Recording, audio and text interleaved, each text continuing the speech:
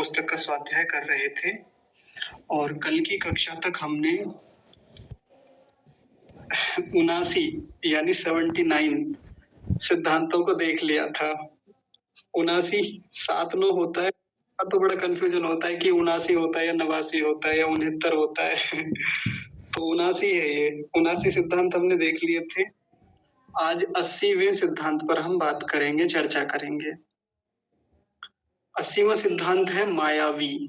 दो शब्द हैं, एक तो होता है माया, देखिए लिखा हुआ भी है परिभाषा में, अंडरलाइन किया है मैंने, और यहाँ मायावी, ये दो शब्द हैं, माया और मायावी। तो एक बार पहले परिभाषा पढ़ लेते हैं, फिर हम देखते हैं माया किसको कहते हैं और मायावी किसको कहते हैं।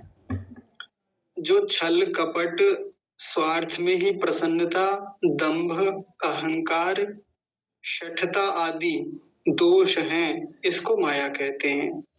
और जो मनुष्य इससे युक्त हो वह मायावी कहलाता है। इतनी सी बात है माया और मायावी को लेकर के। तो इसको समझने से पहले हम एक बार उस चीज पर बात करेंगे कि जिसको लेकर के जन सामान्य में बहुत सारी बातें प्रचलित हैं। जब भी माया शब्द हम सुनते हैं तो हमारे दिमाग में बहुत सारी बातें आ जाती हैं। अलग अलग संदर्भों में ये माया शब्द प्रयोग में लाया जाता है। कैसे, मैं उदाहरण देता हूँ आपको। आपने एक भजन सुना होगा, कैसी अद्भुत प्रभु तेरी माया, जिस तरफ देखा तू नजर आया, ऐसे करके है एक भजन। तो उसमें क्या कहा, कैसी अद्भुत प्रभु तेरी माया, कि प्रभु तेरी जो ये माया है ना, कितनी अद्भुत है, कितनी उत्तम है। लेकिन माया क्या है, भजन लिखने वाले से हम पूछें, भजन गाने वालों से पूछें, तो ज्यादातर लोगों को माया का पता नहीं है कि ये माया है क्या।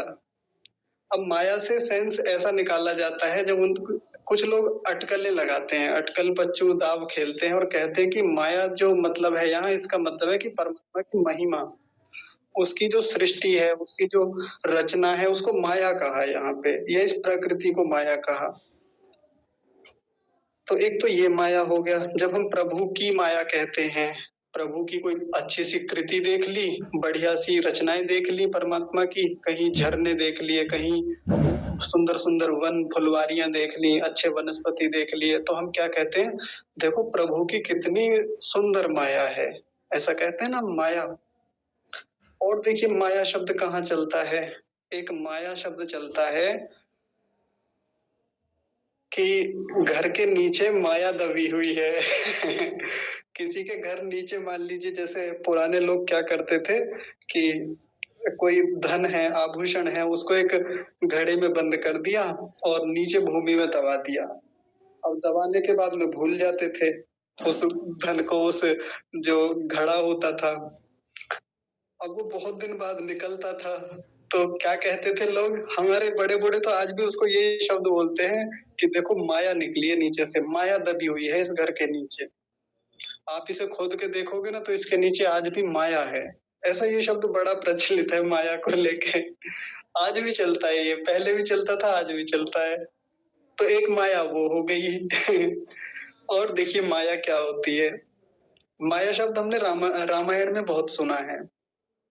माया तो नहीं सीधे सीधे, लेकिन मायावी सुना है, मायावी। मायावी शब्द क्या है, मायावी शब्द है कि जो व्यक्ति रूप बदल ले, यानी रूप बदलने की कला जो है वो माया हो गई। जो व्यक्ति कुछ भी अपना रूप बदल लेता है, अपने आप को, अपने स्वरूप को ही बदल ले किसी भी रूप में, वो माया कहलाती है। और जो ऐसा करता है वो मायावी कहलाता है। ऐसा समझा ना हमने।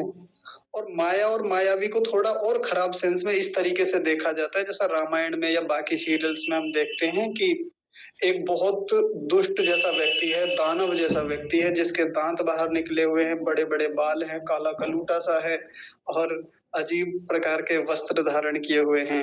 हम क्या सोचते हैं कि देखो इसके पास कुछ माया है, माया मतलब शक्तियां हैं उसके पास, कुछ ऐसा टैलेंट है जिससे वो अपने स्वरूप को बदल लेता है। कभी बहुत बड़ा हो जाता है, कभी छोटा हो जाता है, कभी भयानक रूप धारण कर लेता है, कभी कोई सुंदर युवक या युवती बन जाता है। ऐसे माया को हमने सुना है। और जो व्यक्ति ऐसा करता है वो क्या कहलाता है, मायावी। और जैसे ये मायावी शब्द हमारे दिमाग में आता है तो बस वही एक स्वरूप बनता है कि कोई बहुत बड़ा कोई राक्षस जैसा व्यक्ति है। ऐसा ही सुना है ना हमने। तो ये माया अलग-अलग संदर्भों में प्रयुक्त होने वाला शब्द है। समाज में तो बहुत प्रचलित है, लेकिन एक बार हम ऋषि की भाषा को देखें और फिर अप्लाई करके देख लें, जहाँ भी हमको कहीं माया या मायावी दिखे। अब मजेदार बात ये है कि जब हम इस परिभाषा को देखेंगे तो ये माया और मायावी हमें हो सकता है हमारे भीतर भी दिख जाए। हो सकता है हमारे परिवार का कोई सदस्य भी इससे युक्त हो, ऐसे गुणों वाला हो। हाँ, हो सकता है कोई मायावी हमारे घर में ही बैठा हो, हमारे पड़ोस में हो। वो अलग बात है कि उसके दाँत भले ही बाहर ना निकले हुए हों और काला कलोटा लंबे बालों वाला भले ही ना हो, लेकिन मायावी हो सकता है। देखते हैं, अभी बात करते हैं इस पे। तो देखिए क्या लिखा, जो छल कपट स्वार्थ में ही प्रसन्नता यानी प्रसन्न रहता है। किस चीज में? छल और कपट में। ये छल कपट क्या है? छल कपट शब्द दोनों लगभग साथ साथ ही चलते हैं। तो छल कपट का मतलब होता है कि दूसरे का जहाँ पे मूर्ख बनाया जाता है, जहाँ दूसरे को धोखे में रखा जाता है, उसको कहा जाता है छल कपट, है ना? और स्वार्थ में ही प्रसन्नता, जो व्यक्ति ऐसा करके अपना स्वार्थ निकालता है और फिर उसमें खुश होता रहता है कि देखो मैंने सामने वाले का उल्लू बना दिया, मैंने उसका बेवकूफ बना दिया, मैंने उसको धोखा दे दिया और इससे मेरा स्वार्थ सिद्ध हो गया और इस बात में वो खुश रहता है। इसको मायावी कहेंगे और ये जो गुण हैं ये माया कहलाते हैं। माया का लक्षण चल रहा है ये। माया को यदि पहचानना हो तो ये है माया। बस जहाँ हमको छल दिख जाए, कपट दिख जाए, धोखा दिख जाए, ये है माया। बस सीधी सी बात तो इतनी सी है। अब ये कहीं भी मिल जाएगी। आपको देखना है तो बंगाल की मुख्यमंत्री में देख लें, आप कांग्रेस के जो बड़े लीडर्स हैं उनमें देख सकते हैं, आप जो एक पार्टी है आम आदमी पार्टी, उसके जो बड़े बड़े लीडर्स हैं उनमें देख सकते हैं। खूब छली कपटी लोग वहां हैं। और इसके अलावा आजकल जो एक मुद्दा बना हुआ है वक्फ बोर्ड वाला, उसको संचालित करने वाले लोग या जिन्होंने इस वक्फ बोर्ड को बनाया, निर्माण किया या संविधान में इसको जोड़ा, सांविधिक निकाय बनाया इसको, तो वो लोग छली ही तो हैं, कपटी ही तो हैं, जिन्होंने छल कपट करके अपना स्वार्थ सिद्ध किया। और बहुत कम भूमि जिनकी 1947 में हुआ करती थी, बहुत थोड़ी सी भूमि थी, और आज देखिए लाखों एकड़ की जमीन उनकी हो गई। छल कपट है, स्वार्थ है, ये माया है। हम जो रामायण में देखते हैं उन लोगों को कि जो काले कलूटे राक्षस जैसे व्यक्ति हैं, वो मायावी होते थे? नहीं, वो मायावी तो आज भी हैं। जिन्होंने हमें पलायन करने पे मजबूर कर दिया, इतना धोखा किया उन लोगों ने, आस्तीन के सांप बने बैठे रहे हमारे साथ, ये दिखाते रहे कि हम भी इस देश का हिस्सा हैं, हमने भी इस देश के लिए आजादी की लड़ाई लड़ी है। ये मायावी हैं, कोई और नहीं है मायावी। और ये जो वो लोग करते हैं उनके भीतर जो इस प्रकार के अवगुण हैं, ये ही माया है। लेकिन हमको सिखाया जाता है कि भाई माया तो कुछ और चीज है। माया तो मतलब ये प्रकृति है जो हमको लुभा रही है, जो हमको अपनी ओर आकर्षित करती है, संसार में बांधे रखती है। वहां भी एक माया शब्द चलता है। ये माया शब्द आपने देखा होगा, स्वामी, क्षमा कीजिए, वो कौन से महाराज जी हैं वृंदावन वाले? प्रेमानंद जी महाराज, वो इस शब्द का बड़ा प्रयोग करते हैं, माया शब्द का। देखो माया तुम्हें बहुत लुभाएगी माया तुम्हें अपनी ओर आकर्षित करेगी। उसके लुभाव में नहीं जाना है, उसके लोभ में नहीं गिर जाना है, ऐसे करके वो कहते हैं। और सही बात है, मतलब वो जिस सेंस में कह रहे हैं ना माया शब्द को, वहां भी ठीक प्रचलित होता है वो। मतलब ये संसार, ये सांसारिक व्यवस्थाएं, ये रूप, ये आकर्षण, इनको भी माया की तरह देखा गया कि ये संसार हमें अपनी ओर खींचता है। यहाँ के सुख जो हैं हमको अपनी ओर आकर्षित करते हैं, उनमें डूब नहीं जाना है। हाँ, उनको भी ग्रहण करना है, उनका भोग करना है, लेकिन उनको माया कहा। माया मतलब ये जैसा बाहर से दिखता है ना, लोगों का रूप, रंग, सौंदर्य, या बाहर से प्रकृति जितनी लुभावनी दिखती है, इसमें लिप्त हो जाने के बाद में भीतर से दुख बहुत हैं। ये छल है, इस माया का ये कपट है। हाँ, भले ही वो सीधे-सीधे चेतन की तरह व्यवहार नहीं कर रही, लेकिन जिस रूप में वो हमको दिख रही है वैसी नहीं है।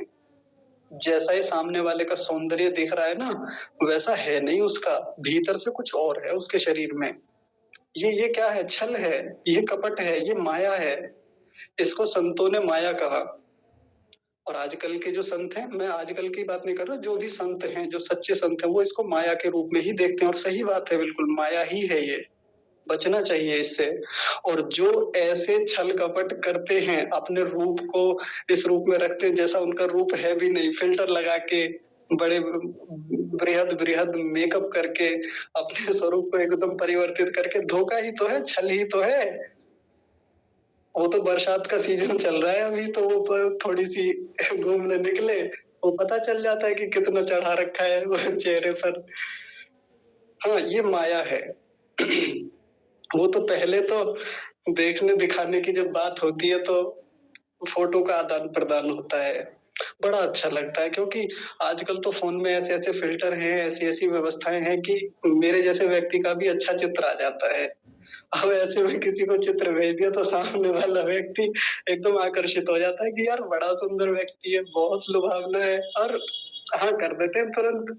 लेकिन जब पहली बार मिलन होता है ऑफ़लाइन, तब सत्यता समझ में आती है। तो ये जो इस प्रकार से सामने वाले का बेवकूफ़ बनाया गया, अपना स्वार्थ सिद्ध करने के लिए माया है और ऐसा करने वाला व्यक्ति कौन हो गया? मायावी हो गया।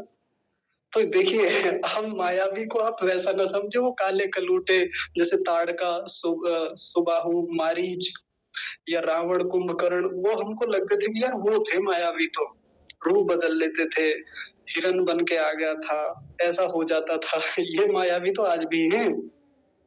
अभी आज ही किसी ने स्टेटस लगाया हुआ था, मुझे लगता है श्वेता बहन जी ने लगाया हुआ था शायद। वो एक हीरोइन है, बड़ी प्रसिद्ध है, तमन्ना भाटिया शायद है ना? हाँ, तमन्ना भाटिया। आजकल उनका एक चित्र बड़ा प्रसिद्ध है और उनके चेहरे को यदि आप देख लें, जैसा उसमें दिखाया गया है और ओरिजिनल देख लें क्षमा कीजिए और वो देख लें जो हमको स्क्रीन पे दिखाया जाता है, रील्स में दिखाया जाता है, ज़मीन आसमान का अंतर है। करीना कपूर को देखें, फ़िल्मों में देखें और वैसे देखें ऑफ़लाइन। ये माया है। माया कुछ और अलग चीज़ थोड़ी है, यही माया है। आप रजनीकांत को देखिए। रजनी कौन सी हीरो? तमन्ना भाटिया है शायद। अच्छा। जी, जी, जी। मैं दिखा दूँगा वो देख लेना आप, वो माया समझ में आ जाएगी उनकी। रजनीकांत को देखिए, रजनीकांत को आप फ़िल्मों में देखिए, रोबोट मूवी में देखिए, ऐसा लगता है जैसे उसके जैसा स्मार्ट व्यक्ति कोई है ही नहीं, उसके जैसा ताकतवर, उसके जैसा बुद्धिमान व्यक्ति दुनिया में कोई नहीं है, आग लगाने का सामर्थ्य रखता है, क्रांति कर देने का सामर्थ्य है और रियल लाइफ़ में मतलब मैं भी ठीक हूँ उससे। दिखने में मतलब उस दृष्टि से कहें तो जैसे बालों का हिसाब-किताब है ऊपर या मैं तो कहूँगा गाँव का एक सामान्य सा मज़दूर भी उससे सुंदर दिखता है। माया है सीधी। हमको स्क्रीन पे जो दिख रही है ना माया है और ये लोग मायावी हैं। ये डायरेक्टर्स जितने भी हैं मायावी हैं, ये एक्टर्स जितने भी हैं मायावी हैं। आप कितने सारे आप इनको देखेंगे उजड़े चमन रियल लाइफ में और वहाँ जाके देखें रील पे यानी सामने स्क्रीन पे देखें वहाँ कुछ और है। छल, कपट, स्वार्थ में ही प्रसन्नता, वैसा दिखता है इनका मामला। अन्य स्थानों पे भी बहुत दिख जाएगा, हमें अपने घरों में, अपने परिवार में और आजकल तो युवाओं में बहुत चलता है ऐसा, एक-दूसरे के प्रति आकर्षण की भावनाएँ। जैसे एक-दूसरे को ये शो कराना कि देखो मैं बहुत देवता व्यक्ति हूँ, है ना? मैं बहुत ऐसा कि अब महापुरुष अब इसके बाद शायद जन्म नहीं लेंगे, मैं लास्ट वो व्यक्ति हूँ जो धर्म के उत्थान के लिए संसार में मेरा उदय हुआ है। बिल्कुल ऐसा शो कराएँगे अपने साथी के साथ, जो उनका एक पार्टनर है वर्तमान में। ऐसा ही करता है कोई भी व्यक्ति जो पहली बार रिलेशन में आता है। ये छल है, ये कपट है सामने वाले के साथ। और देखिए दूसरे रूप में जो लव जिहाद वाला मामला है, उसमें एक मुसलमान लड़का होता है, युवक होता है और हमारी कोई हिंदू बहन होती है। वो व्यक्ति अपने आप को ऐसा सिद्ध करके दिखाता है कि देखो मैं भी धार्मिक व्यक्ति हूँ। मैं सब धर्मों का सम्मान करता हूँ। मुझे हिंदू धर्म बहुत प्यारा लगता है। मुझे इसके रिचुअल्स बहुत सुंदर लगते हैं। मुझे इसके जो मान्यताएँ हैं बहुत आकर्षित करती हैं। अपने आप को बहुत अच्छा दिखाता है, स्मार्टनेस तो उनमें होती है, इस पे ही खर्च करते हैं। आत्मा को शुद्ध बनाने में, मन को शुद्ध बनाने में तो उनका धेला भर भी नहीं लगता और शरीर को चमकाने में पूरी ताकत लगाते हैं। छल है, कपट है, फँसाते हैं, लव जिहाद में, फिर उनके साथ निकाह करते हैं और उसके बाद जो करते हैं वो तो आपको पता ही है। स्वार्थ, इस स्वार्थ में प्रसन्न होते रहते हैं। ये माया है और ऐसा करने वाले ये दुष्ट क्या कहलाते हैं? मायावी कहलाते हैं। तो अब मैं जिस बात की ओर आचार्य जी बस 1 सेकंड का टाइम दूंगा। ये हाँ जी। लव जिहाद वाले शादी करके फिर डाइवोर्स करते हैं, हमारे पास ऐसे केस है। फिर जो ये कहते हैं कि दूसरे मुसलमान के साथ शादी करो, उससे 2-4 बच्चे पैदा हो, फिर तीसरे को, यानी लड़की को छोड़ते नहीं जी किसी रूप में। हाँ जी। और उसको मतलब इतना गंदा व्यवहार करते हैं। वो मैंने आपके पास भेजा तो था, आईएएस ऑफिसर था, वो आईएएस लड़की थी, शायद भेजा होगा मैंने आपको। हाँ जी। हाँ। जी, जी, बिल्कुल सही कह रहे हैं आप। देखिए, आपको तो और भी ज़्यादा गहरी जानकारी, क्योंकि आपके पास केस आते रहते हैं इस प्रकार के।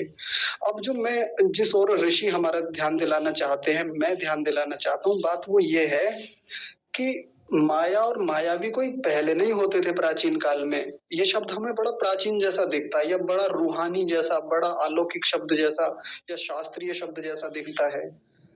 ऐसा ही है, हमारे व्यवहार का ही शब्द है ये। ये मायावी हमारे आस-पास ही घूम रहे हैं। हमारे घरों में भी हो सकते हैं ऐसे मायावी। ऐसी माया ये हम सब लोगों के भीतर भी हो सकती है किसी न किसी अंश में, जब हम छल करते हैं किसी का। तो इसको हमें क्या हुआ?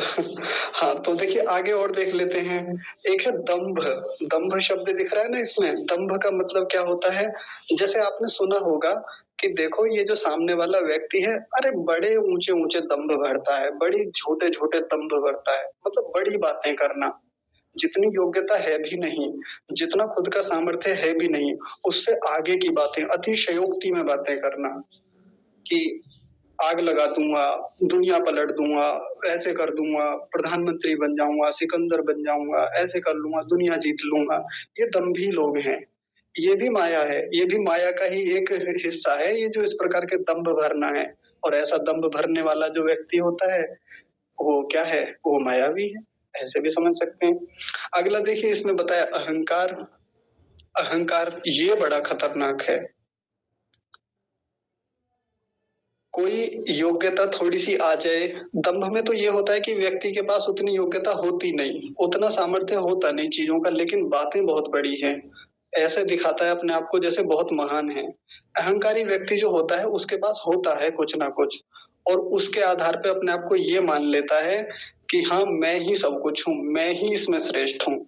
ज्ञान में हो सकता है, बल में हो सकता है, संपत्ति में हो सकता है या किसी अन्य चीज़ में कि जितना मेरे पास है उतना किसी के पास नहीं है। मुझसे बड़ा भला कौन होगा? तुम मेरे सामने टिकोगे, तुम भला मेरा सामना करोगे, तुम भला मुझसे अच्छा कर सकते हो इस चीज़ को, भला तुम्हारे पास है मुझसे ज़्यादा कुछ ऐसी चीज़ें। ऐसा बाहर भी दिखाना और मन में भी वैसा रखना, ये अहंकार के लक्षण हैं।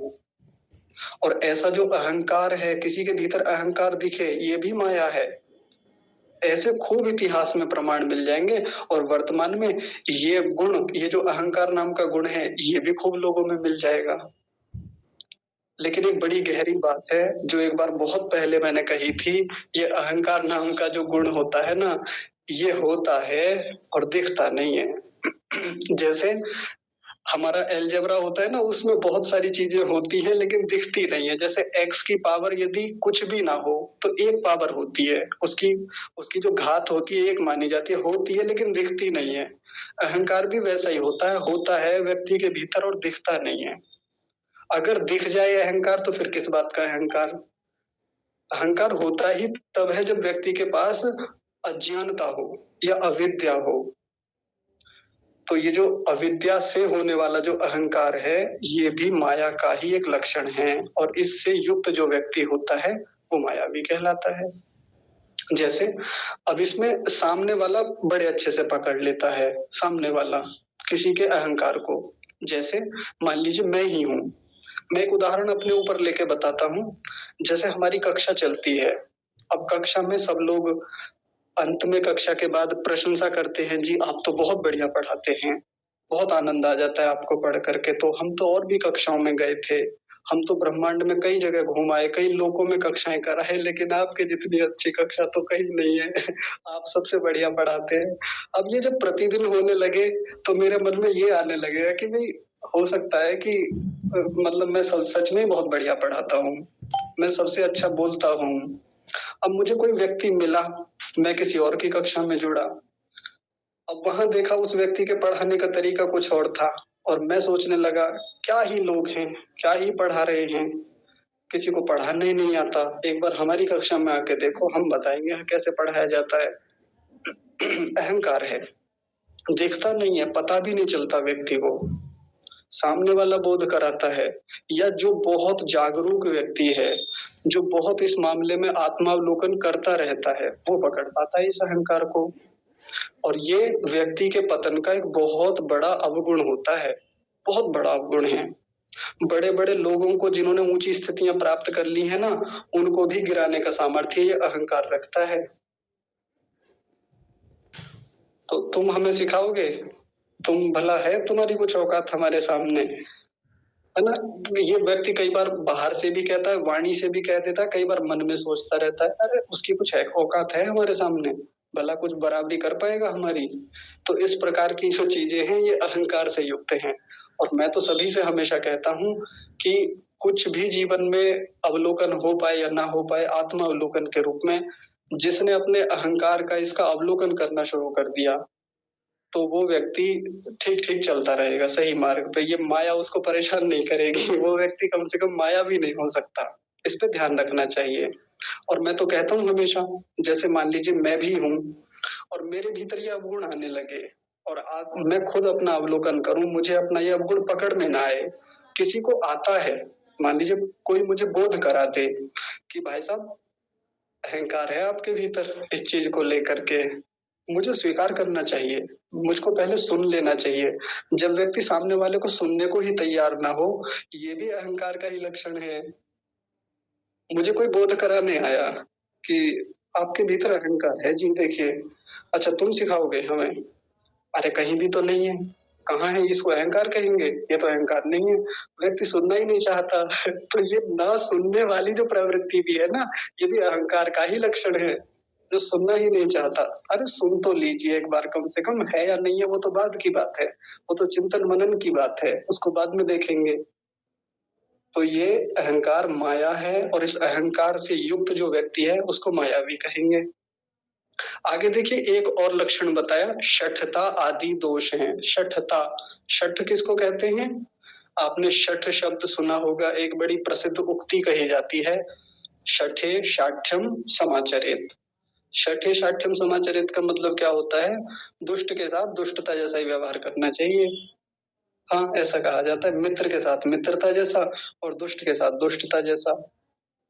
एक तरफ उल्टा भी कहा जाता है, वो अलग बात है। जानवरों के साथ जानवर थोड़ी बना जाता है, लेकिन ये पंक्ति बड़ी प्रसिद्ध है कि सठे शाठ्यम समाचरेत, दुष्ट के साथ दुष्ट ही बना जाता है, तभी वो सुधर सकता है।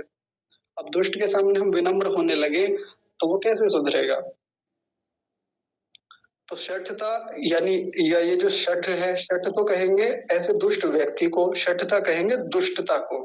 दुष्टता मतलब जब व्यक्ति दूसरों पर अत्याचार करता है, उस व्यक्ति को दुष्ट कहा जाता है। किसी भी रूप में अत्याचार करता है, किसी भी रूप में हिंसा करता है, किसी के लिए भी वो हानि का कारण बनता है, ये दुष्टता ही तो है।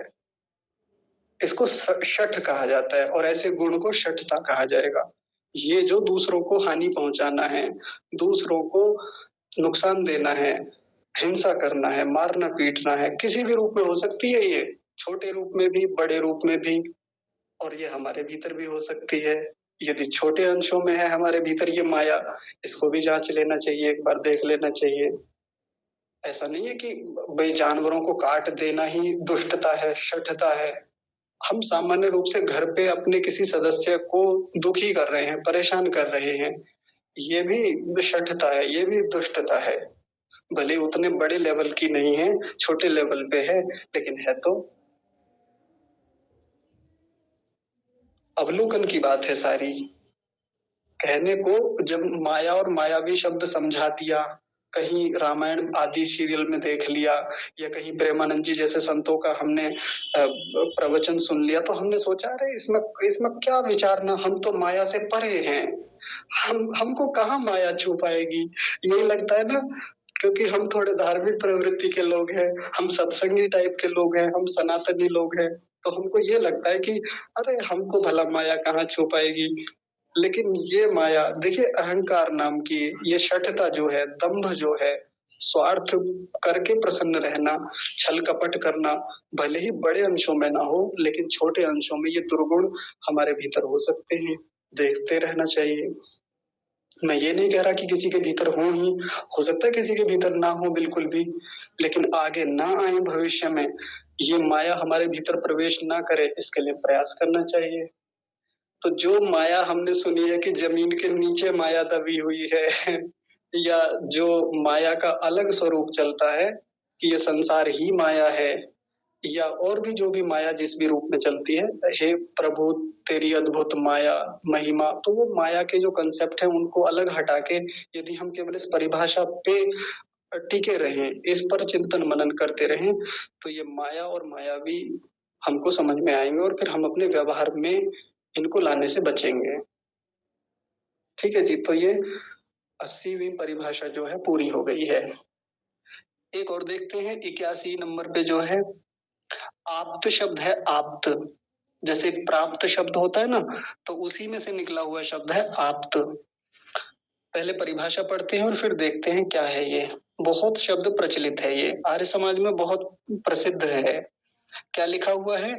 जो छल आदि दोष रहित धर्मात्मा, विद्वान, सत्योपदेष्टा, सब प्रकार कृपा दृष्टि से वर्तमान होकर अविद्यांधकार का नाश करके अज्ञानी लोगों के आत्माओं में विद्या रूप सूर्य का प्रकाश सदा करे, उसको आप्त कहते हैं। ये परिभाषा ऋषि की है।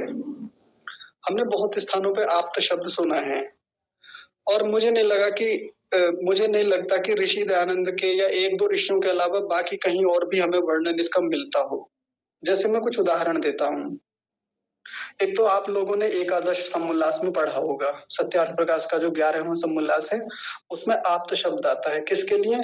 श्री कृष्ण जी महाराज के लिए। वहां उनको क्या कहा? आप्त। कि महाभारत देखो, महाभारत में श्री कृष्ण का चरित्र आप्त पुरुषों के सदृश है। बचपन से लेकर मरण पर्यंत उन्होंने कोई भी अधर्म का काम किया हो ऐसा महाभारत में देखने में नहीं आता। ऐसी एक बात लिखी हुई है श्री कृष्ण जी के बारे में, और वहां उनको क्या कहा? उनका चरित्र आप्त पुरुषों के सदृश है, यानी श्री कृष्ण को आप्त कहा। अभी समझेंगे और क्या है। ऋषि दयानंद अपने आप को भी आप्त कहते हैं, हाँ, स्वयं को भी आप्त कहा उन्होंने। देखिए, बड़ी बात है, किसी व्यक्ति का स्वयं को आप्त कहना बड़ी बात है। आसान नहीं होता स्वयं को आप्त कहना। जब व्यक्ति स्वयं उन उत्तम गुणों से युक्त हो, आप्त हो वास्तव में, तब कहने की योग्यता होती है, और वो थी ऋषि में, इसलिए कहा उन्होंने अपने आप को आप्त। कहाँ कहा? तो प्रथम समोल्लास में कहा। कैसे कहा? तो उन्होंने कहा अवतु माम अवतु वक्तारम, ऐसे करके एक पंक्ति आई, तो उसके अर्थ करते हुए लिखते हैं कि आप मुझ आप्त सत्य वक्ता की रक्षा कीजिए। परमात्मा से कह रहे हैं, आप मुझ आप्त सत्य वक्ता की रक्षा कीजिए। बहुत बड़ी बात है, ये सामान्य बात नहीं है कोई व्यक्ति अपने आप को आप्त कहता है। जैसे हम लोग संध्या करते हैं, उपासना करते हैं, और हम उपासना में बैठ के परमात्मा से क्या प्रार्थना करते हैं? हे प्रभु, आप मुझ साधक की रक्षा कीजिए, आप मुझ उपासक की रक्षा कीजिए, आप मुझ उपासक को सन्मार्ग में प्रेरित कीजिए। हम अपने आप को उपासक मानते हैं, हम अपने आप को साधक मानते हैं। कुछ लोग और आगे चल के बात करते हैं परमात्मा से, कैसे कहते हैं? हे प्रभु, आप मुझ आध्यात्मिक व्यक्ति की रक्षा कीजिए, आप मुझ आध्यात्मिक जीवात्मा को और आगे बढ़ाइए, मुक्ति तक ले जाइए। हम अपने आप को आध्यात्मिक कहते हैं, और जो योग्यता रखता है बिल्कुल कहना चाहिए उसको। तो अपने आप को वो व्यक्ति क्या मानता है? आध्यात्मिक मानता है, साधक मानता है, उपासक मानता है, धार्मिक मानता है, जो भी मानता है। लेकिन देखिए, ऋषि दयानंद स्वयं के लिए क्या कह रहे हैं? हे प्रभु, आप मुझ आप्त सत्य वक्ता की रक्षा कीजिए। अवतु, अवतु माने रक्षा कीजिए। एक आप्त शब्द और भी आता है, मैं पहले संदर्भ बता देता हूँ कहाँ कहाँ ये आप्त शब्द देखने को मिलता है, फिर बात करेंगे। एक आता है योग दर्शन में, और न्याय दर्शन में। वहां एक प्रमाण होता है, हम अभी 2-3 दिन बाद पढ़ेंगे प्रमाण को भी, वो होता है शब्द प्रमाण। शब्द प्रमाण क्या होता है? जो पूर्व में योग्य लोगों के द्वारा, जो श्रेष्ठ लोग हैं, धार्मिक लोग हैं, सत्योपदेष्टा लोग हैं, उन्होंने जो बातें कही हैं शास्त्रों में, उसको शब्द प्रमाण कहते हैं। जो उनका खुद का अनुभव है, प्रत्यक्ष की हुई चीजें हैं। योग दर्शन में भी हम लोग पढ़ेंगे इस चीज को, उसको शब्द प्रमाण कहा जाता है। तो शब्द प्रमाण को समझाते हुए एक सूत्र आता है योग दर्शन में भी और बाकी दर्शनों में भी आता है, वो है आप्तोपदेशः शब्दः।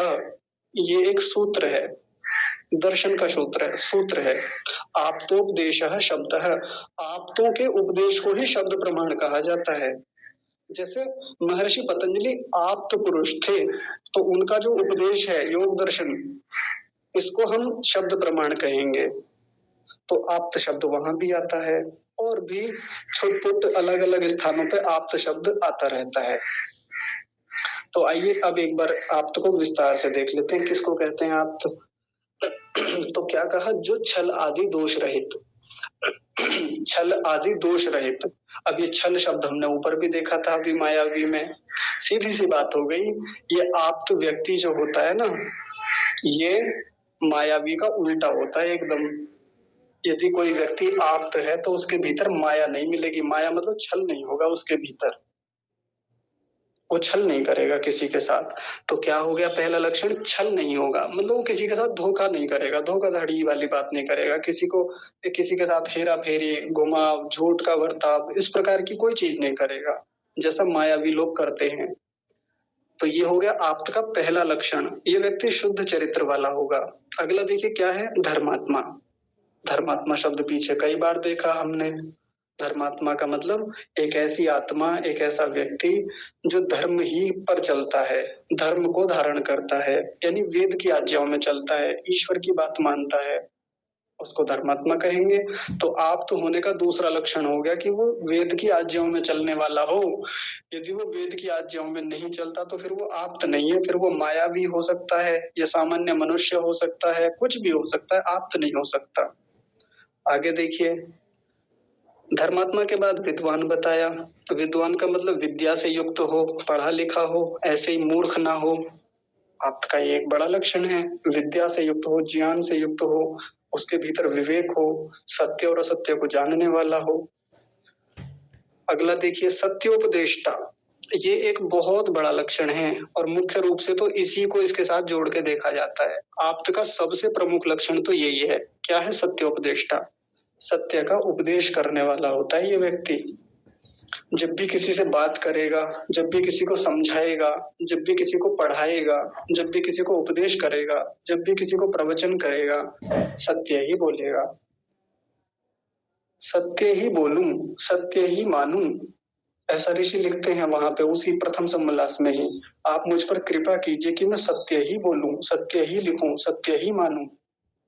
तो अपने आप को इसलिए आप्त कहा ऋषि ने, क्योंकि उन्होंने जहां भी अपनी चर्चाएं लिखी हैं, इसी बात को ध्यान में रखते हुए अपने सब शास्त्र लिखे कि मैं सत्य ही उपदेश करता हूं, मैं सत्य ही लिखता हूं।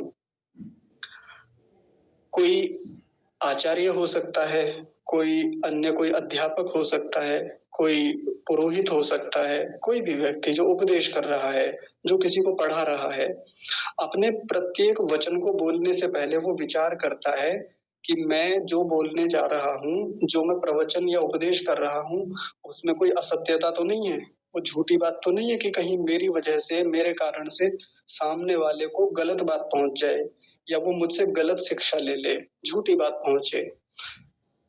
तो ये इस बात का बड़ा ध्यान रखता है और ऐसा मैंने बहुत सारे विद्वानों को देखा है। वो बचते हैं झूठ बोलने से, वो बचते हैं इस चीज को कहने से कि कहीं उनसे झूठा व्यवहार ना हो जाए। जैसे मैं एक उदाहरण देता हूँ आप सबको। जैसे मैंने योग दर्शन पढ़ा आचार्य सत्यजित जी से, उनसे और भी बहुत सारी चीजें पढ़ी हैं। तो जब उनसे पढ़ते थे, हम सीधे सीधे तो पढ़े नहीं, यूट्यूब से पढ़े, ना उनसे बात कर सकते थे, रिकॉर्डेड वीडियो है।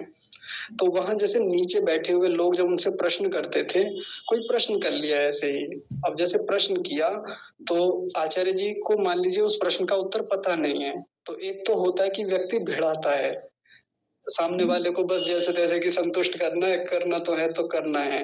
वो ऐसा नहीं करते कभी भी। वो पता है क्या कहते हैं कि देखिए मेरे देखने में ऐसा नहीं आया, ऐसा नहीं, उन्होंने कभी आज तक ऐसा नहीं कहा कि नहीं ऐसा नहीं होता, आप गलत बोल रहे हैं। वो ये कहते हैं हमेशा अपना उत्तर देते हुए, मेरे देखने में ऐसा नहीं आया। हो सकता है ऐसा हो किसी शास्त्र में, हो सकता है वेद में ऐसा हो कहीं, हो सकता है ऐसी चीजें होती हों, लेकिन मेरे देखने में नहीं आई। तो इसलिए मैं ना तो खंडन करता हूँ, ना मैं मंडन करता हूँ। सत्योपदेष्टा हैं आचार्य जी, सत्य ही बोलने का उनका हमेशा प्रयास रहता है। ऐसे व्यक्ति को हम क्या कह सकते हैं? आप्त व्यक्ति कह सकते हैं, आप्त पुरुष कह सकते हैं। कोई भी आचार्य अपनी कक्षा में जाता है, ऑफलाइन हो ऑनलाइन हो कहीं भी हो, वहां जाने से पहले विचार करता है कि आज जो मैं बोलने जा रहा हूँ, मुझसे कोई असत्य भाषण ना हो जाए, मैं कोई झूठी बात ना कह दूं कक्षा में, मेरे माध्यम से मेरे शिष्यों को, मेरे जितने विद्यार्थी हैं उन तक कोई झूठी बात ना पहुंच जाए। ध्यान रखता है इस बात का, कोई वेद विरुद्ध बात, कोई धर्म विरुद्ध बात, कोई जो व्यवहार में दिखती है उसके प्रतिकूल कोई बात ना बोल दूं, या मैं अपने आप को ऊंचा दिखाने के चक्कर में ऐसा ना कह दूं कि भाई जो मेरे खुद के भीतर वो व्यवहार है ही नहीं, मैं वही बातें बोलूं जो मेरे व्यवहार में है, जो व्यवहार सिद्ध बातें हैं वो बोलूं मैं। ऐसा ध्यान रखते हैं आप तो लोग। और ऋषि दयानंद स्वयं को कहते हैं इस बात को, क्योंकि उन्होंने जीवन भर आप्त पुरुषों जैसा ही व्यवहार किया। ऋषि दयानंद ने कहीं कोई झूठी बात लिखी हो अभी तक हमारे देखने में भी नहीं आई। हाँ, समझ में नहीं आई वो एक अलग बात है, अभी तक हम उस चीज के मर्म को नहीं समझ पाए वो एक अलग बात है। कई बार हम लोग प्रश्न उठा देते हैं ना, भाई ये ऋषि की बात तो झूठी है, ये ऋषि ने तो गलत लिख दिया।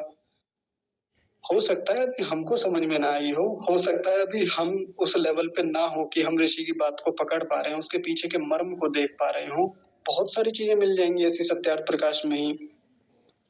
तो वो एक एक बात को विचार करके घंटों घंटों समाधि लगा करके वेदानुकूल देख के अपने पूर्व के ऋषियों के अनुकूल देख करके चीजों का उपदेश करते हैं अपने पुस्तकों में। और ऐसा प्रत्येक आप्त पुरुष को करना भी चाहिए। अब देखिए, हम सब लोग जितने भी अभी कक्षा में उपस्थित हैं, सब लोगों को ये लग रहा होगा कि भाई आप्त पुरुष तो कोई ऐसे होंगे कि कोई 100 वर्षों में कोई एक ही व्यक्ति उत्पन्न होता होगा कोई एक युग में कोई कुछ ही लोग आते होंगे, ऐसा थोड़ी है। आप्त पुरुष तो आते रहते हैं। हम और आप लोगों से में से भी कोई आप्त पुरुष हो सकता है। और पुरुष कहने का मतलब यहाँ केवल मेल से नहीं है, जेंडर मेल नहीं कह रहा हूं मैं। पुरुष का मतलब आत्मा से होता है, पुरुष यानी आत्मा, पुरुष इक्वल टू आत्मा।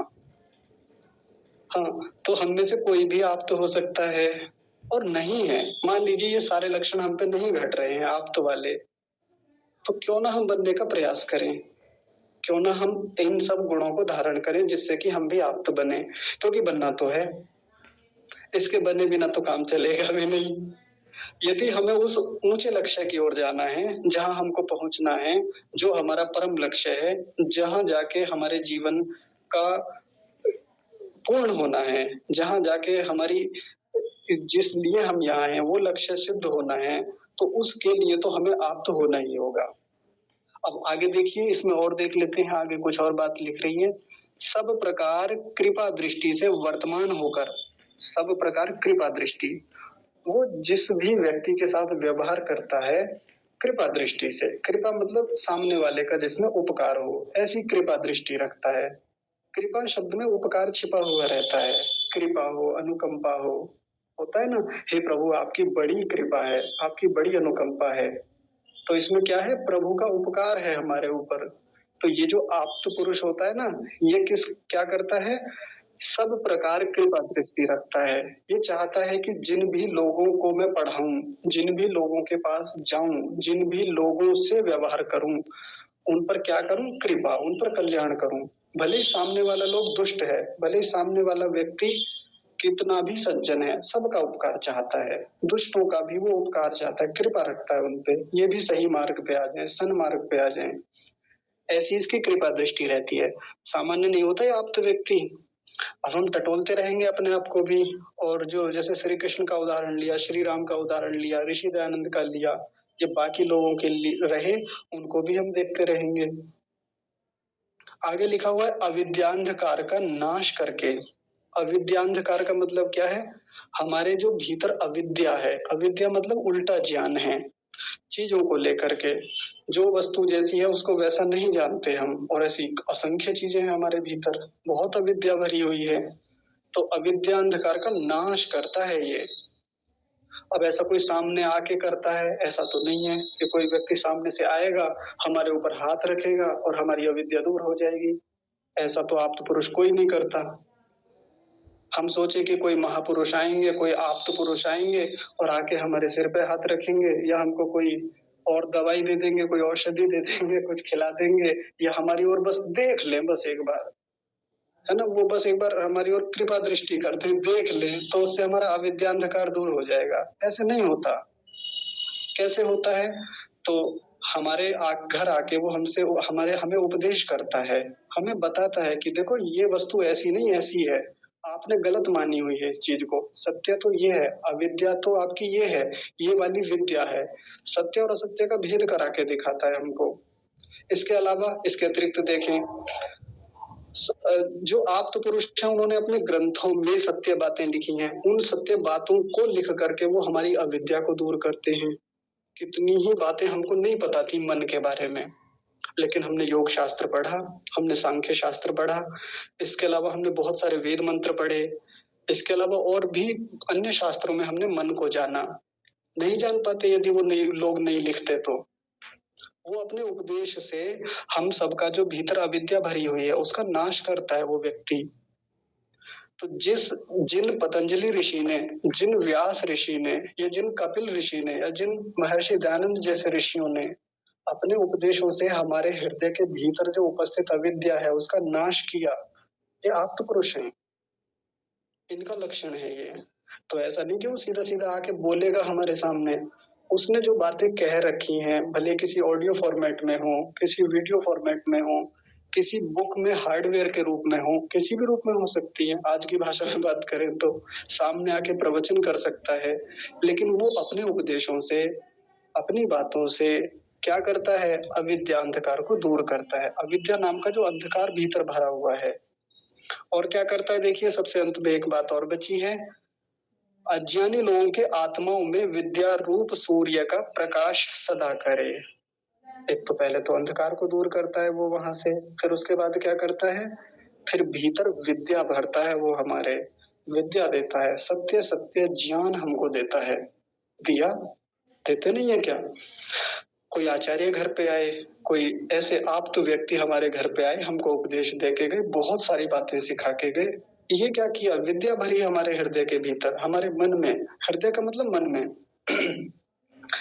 अब कोई हमारे घर पे नहीं आए, हमको ऑफलाइन कहीं नहीं मिले, तो ऑनलाइन मिल गए कोई आचार्य, हम वहां से पढ़ रहे थे, हमने यूट्यूब से पढ़ा, अन्य स्थानों से पढ़ा, तो बहुत सारी चीजें सीखने को मिली हमें। पिछले 1 साल में हमने बहुत स्वाध्याय किया ऑनलाइन कक्षाओं से। ये क्या है? उस व्यक्ति ने हमारे भीतर बहुत सारी विद्या भरी, आप्त व्यक्ति है वो सामने वाला। या इसके अतिरिक्त हमारे जो महान पूर्वज रहे, जिन्होंने बड़े बड़े उत्तम ग्रंथ हमारे लिए लिखे, दर्शन लिखे, उपनिषद लिखे, ब्राह्मण ग्रंथ लिखे, मनुस्मृति लिखी, रामायण महाभारत लिखे, या वेद लिखे, ये सब क्या हैं? ये सब हमारे अंदर विद्या को भरने वाले हैं और अविद्या का नाश करने वाले हैं। तो जिसने ये सब किया, जिसके माध्यम से हमको ये सब मिले, वो सब आप्त हैं हमारे लिए। ठीक है, तो ये इतने सारे लक्षण आप्त के हो गए। अब हम किसी के ऊपर भी घटा के देख सकते हैं। मनु महाराज आप्त हैं, उन्होंने हमारे लिए कितने सुंदर सुंदर उपदेश मनुस्मृति में किए। इसके अलावा उपनिषदकार बहुत सारे ऋषि हुए जिन्होंने उपनिषदों को लिखने में सहयोग किया, वो सब आप्त हैं। उन्होंने हमारे भीतर की अविद्या को हटा करके विद्या का प्रकाश हमारे भीतर किया है। दर्शनकार जितने ऋषि हुए, 6-7-8 ऋषि जितने भी रहे दर्शनकार, क्योंकि भाष्य लिखने वाले भी तो थे, मैं उनको भी गिन के कह रहा हूँ। ये इसके अलावा ब्राह्मण ग्रंथकार, याज्ञवल्क्य आदि ऋषि जो हैं, वो सब क्या कहलाएंगे? आप्त पुरुष कहलाएंगे। तो ब्रह्मा से लेके ऋषि दयानंद पर्यंत कितने सारे ऋषि महर्षि हुए, आप्त पुरुष हैं। अब देखिए, जब हम ये कहते हैं ना, या हम ये पढ़ते हैं कि ब्रह्मा से लेके जैमिनी पर्यंत या ऋषि दयानंद पर्यंत ऋषि कितने हुए, तो हमने कितने लोगों के नाम आज तक पढ़े हैं? कौन कितने लोगों के नाम गिनवा सकता है? मैक्सिमम बहुत कम गिनवा पाएंगे। लेकिन आज मैं आपको एक बहुत महत्वपूर्ण चीज बस थोड़ी देर में दिखाऊंगा, लेकिन एक बात पूरी कर देता हूँ पहले यहाँ से। तो ये जितने ऋषि महर्षि हमारे महान पूर्वज हुए जो सत्योपदेष्टा रहे, ये सब आप्त पुरुष कहे जाएंगे। और ऐसे आप्त पुरुषों का क्या करना चाहिए? अनुसरण करना चाहिए, अनुगमन करना चाहिए, उनकी आज्ञाओं में चलना चाहिए। अब एक सबसे अंत में महत्वपूर्ण बात ये रह गई कि ऐसे खूब सारे आप्त पुरुष मनुष्यों के रूप में, पुण्यात्माओं के रूप में, धर्मात्माओं के रूप में हमारे यहाँ पर रहे हैं, आज भी हैं, आगे भी होते रहेंगे। लेकिन एक आप्त जो है वो हमारे साथ हमेशा रहता है। वो कौन है? परम पिता परमात्मा। अब घटा के देखिए परमात्मा पे भी घटाइए इन सब चीजों को, तो बात सिद्ध हो जाएगी कि वो भी आप्त है या नहीं है। छल आदि दोष रहित परमात्मा छल करता है हमारे साथ? कभी कोई धोखाधड़ी, किसी प्रकार से गलत व्यवहार, कुछ अपना इधर उधर कर दिया मामले को, कभी नहीं करता। तो परमात्मा पे घट गया पहला लक्षण। परमात्मा क्या हो गया हमारे लिए? आप्त हो गया। अगला देखिए धर्मात्मा। वो खुद अपने आप में आत्मा है, वो परमात्मा है, तो आत्मा तो वो भी हो गया और धर्मानुकूल ही व्यवहार करता है। जैसा वेद के भीतर उसका उपदेश है वैसा खुद भी व्यवहार परमात्मा पूरे संसार के साथ करता है। तो धर्मात्मा तो परमात्मा भी है। हाँ, वो एक बहुत बड़ा धर्मात्मा है, बल्कि कहें सबसे बड़ा धर्मात्मा है। विद्वान विद्वान एक तो हमारे पृथ्वी पे विद्वान होते हैं, यहाँ सामान्य मनुष्य के रूप में विद्वान है। वो तो विद्वानों का भी विद्वान है, गुरुओं का भी गुरु है, परम गुरु है। और देखिए सत्योपदेष्टा, बिल्कुल सत्योपदेष्टा है, कोई भी उसका उपदेश असत्य नहीं है। वेदों में देखें तो या अन्य माध्यमों से देखें, प्रेरणा करता है, सत्य ही उपदेश करता है। और देखिए सब प्रकार कृपा दृष्टि से वर्तमान होकर, वर्तमान रहता है हमेशा, और क्या करता हुआ? कृपा दृष्टि करता हुआ। बिल्कुल घट रही है परमात्मा पे बात। अविद्या अंधकार का नाश करके हमारी अविद्या का निरंतर नाश करता रहता है। जब हम ध्यान में जाते हैं, परमात्मा को देखते हैं, या बाकी किसी भी एकाग्रता में जाके हम कोई भी चीज देखना चाहें, तो अविद्या का नाश होता है। और फिर क्या होता है? वो परमात्मा अज्ञानी, हम अज्ञानी लोगों के आत्माओं में विद्या रूप सूर्य का प्रकाश करता है, यानी विद्या भरता रहता है, हमारे भीतर ज्ञान देता रहता है। तो यहाँ कोई बात ऐसी नहीं है जो परमात्मा पे न घट रही हो। सीधी सी बात क्या निकल के आ रही है निष्कर्ष के रूप में? कि परमात्मा भी आप्त है। और ये तो सब आप्त पुरुष हो गए जो हमारे आसपास दिख जाते हैं, या हमसे पहले हमारे महान पूर्वज हुए। परमात्मा कैसा है? परमात्मा तो आप्त महापुरुष है। उसके जैसा महान आप्त पुरुष तो कोई भी दूसरा नहीं है। अब इन सब ये जितने ये अभी आप्त गिनवाए हमने देखे, इन सबको हमें अनुगमन करना चाहिए, इनकी बात माननी चाहिए, इनके पीछे पीछे इनके कदमों पे चलना चाहिए। लेकिन जो परमात्मा सबसे बड़ा आप्त पुरुष है, उसकी बात तो सबसे पहले माननी चाहिए। उसका तो एकदम अनुगमन करना चाहिए। जैसा वो हमें चलाना चाहता है, जिधर ले जाना चाहता है, जिधर प्रेरणा करता है, चले जाना चाहिए, क्योंकि उसी में हमारा सबका कल्याण है। सीधा सीधा लिखा नहीं है यहाँ पे परमात्मा के बारे में, लेकिन हम घटा के देखें तो परमात्मा यहाँ आप्त पे घट रहा है। ठीक है जी, मेरी बात पूरी होती है, लेकिन जो मैं अभी एक बात छोड़ गया था, मैं उस बात को दिखाना चाहता हूँ आपको। हाँ, ये मिल गई। जो वेद.com नाम की वेबसाइट है, मैंने उसको खोला। ये पहले कई बार खोल के दिखाई है, इसमें मुझे एक बड़ी रोचक चीज मिली। देखिए वो क्या है। हम इसमें जाएंगे, कोई भी खोल लें हम यहाँ से। मैंने ऋषि खोला यहाँ पे, ऋग्वेद के ऋषि जो हैं, ये ऋषि आगे देखिए, ध्यान से देखिए। ऋग्वेद में कुल कितने ऋषि हैं? 414 ऋषि हैं। आपको विश्वास होता है? ऋग्वेद में कुल 414 ऋषि हैं, यानी ऋग्वेद में जो लगभग 10,000 मंत्र हैं, उन 10,000 मंत्रों का जो साक्षात्कार करने वाले ऋषि हैं, संख्या कितनी है? 414 ऋषि हैं, जिनके हमको शायद 2-3 के भी नाम ना पता हो ठीक से। आप नाम पढ़ के देखिए, नाम देखिए कितने कमाल के हैं। मैं थोड़ा बड़ा कर देता हूँ, आपको आसानी से दिख जाएगा। ये नाम सुना है किसी ने? आकृष्टामा शाह, ये ऋषि हैं। इन्होंने 10 मंत्रों का साक्षात्कार कर रखा है। 10 लिखा हुआ है ना इसके सामने, 10 मंत्रों का साक्षात्कार समाधि में जाके। अगस्त्य है ऋषि, इनका तो नाम हमने सुना है, और इन्होंने 23 मंत्रों का साक्षात्कार किया है। अगस्त्यो मैत्रा वरुणी, ये शायद 2 ऋषि हैं या 3 ऋषि होंगे, मुझे नहीं पता कितने हैं। 195 मंत्रों का साक्षात्कार। अग्नि ऋषि का नाम तो हमने खूब सुना है। अग्नि ऋषि ने 8 मंत्रों का साक्षात्कार किया है। ऐसे ही करके आप एक बार मोटी मोटी दृष्टि दौड़ा लीजिए सब पे। 164 मंत्रों का साक्षात्कार आसितः काश्यपो देवलोवा, यानी ये 3 ऋषि हैं। इन्होंने 164 मंत्रों का साथ साथ साक्षात्कार किया, तीनों लोगों ने। और ऐसे करके देखिए कितने अजीब अजीब नाम हैं। और मजेदार बात मैं आपकी जानकारी के लिए बता दूं, ये बीच वाला नाम दिख रहा है जिन्होंने 6 मंत्रों का साक्षात्कार किया, ये कौन है? ऋषि का। ऋषि नहीं है, ऋषिका है। तो ऐसे कई नाम हैं इनमें जो ऋषिकाओं के नाम हैं। तो आपके लिए बहुत रोचक जानकारियां हैं और बहुत काम में आने वाली जानकारियां हैं। ऋषियों के कितने सारे नाम हैं, ऋषिकाओं के कितने सारे नाम इसमें छिपे हुए हैं, और हमको एक ही क्लिक करने पे मिल गए। कोई हमको जोर नहीं लगाना। यदि मैं आपके सामने ऋग्वेद की पुस्तक ला के रख दूं और मैं आपसे कहूं लिस्ट बनाइए किस ऋषि ने कितने मंत्रों का साक्षात्कार किया, और सभी ऋषियों के नाम लिखिए, 7-8 साल लग जाएंगे लिखने में।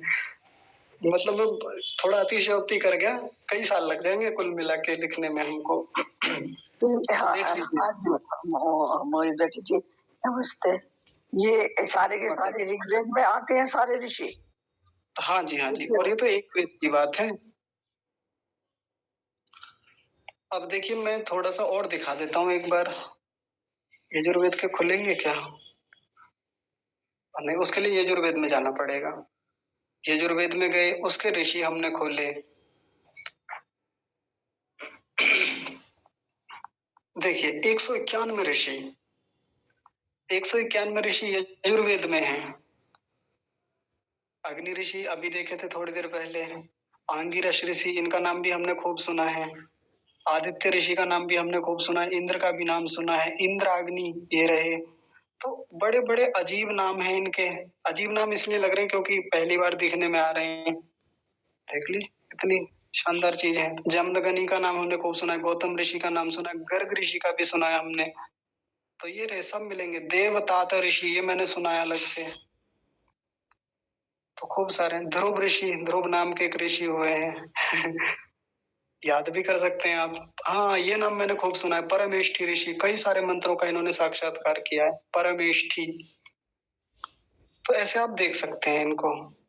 बाकी भी हैं। अब कुल संख्या इनकी कैसे निकालेंगे?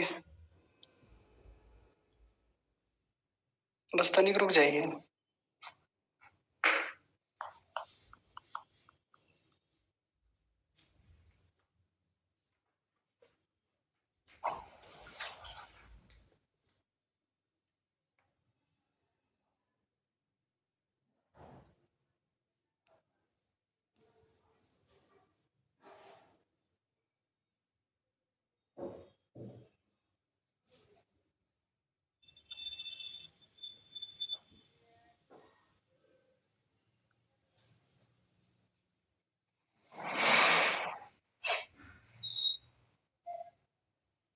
ऋग्वेद में कुल मिला के 10,552 मंत्र हैं, लगभग 10,500 मंत्र।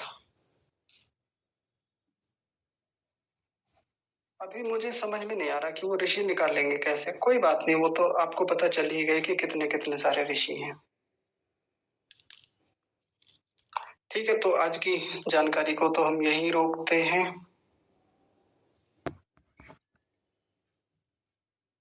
यदि किसी को कुछ कहना है, कोई बात पूछनी है, कोई चीज समझ में ना आई हो, किसी बात से विरोधाभास लगा हो, तो फिर आप बता सकते हैं।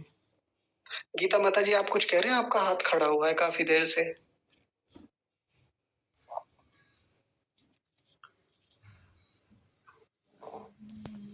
गीता माता जी,